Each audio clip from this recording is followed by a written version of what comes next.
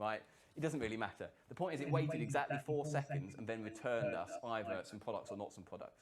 So that was basically you just trying a command just to see if it did what you asked it to. Yeah, so inside this query, I've buried the request for the server to sleep for 2 seconds. There's 2 hammers, which basically means for every row that it finds, it's also going to wait 2 seconds, which is 2, okay, 4 seconds. Now, MySQL has a sleep function in it. Capital letter sleep brackets the number of seconds you want to sleep for. It's wait for delay in SQL Server. So I would adjust this slightly and I'd try again. So if it didn't sleep, I'd think, well, it's probably not SQL, MySQL. Maybe I'll try the equivalent for Postgres, or I'll try the equivalent. There are what we call blind SQL injections, where even if we're not getting any output, we can, based on just the time it takes to respond, work out what's going on. You could do another thing where you said select from a certain table name and also sleep. And if it comes back slowly, you know there's a table with that name. Okay? So you can, even if there's no output, use this blind technique to work out what's going on. Okay? It's going to take you a little while to do. Right? In my case, I happened to get it the first time. Yay. Okay, so good news. Right?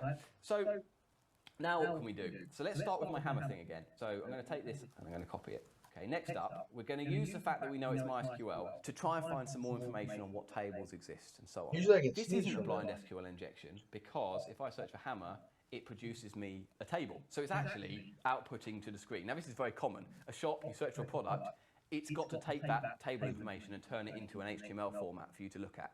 Okay? So even if it doesn't look like an actual table, like on my bad website, it is in the sense that it's taken table data and turned it into some form. So it will have then also downloaded a picture of the product, you know, some reviews. I'll get rid of this bit, this sleep, and I'll say, what can I do that sticks information I'd like to extract from a database on the end of this product? So what I really want to do is turn this table into a table that dumps out, you know, passwords or something like that, if such things exist in this database.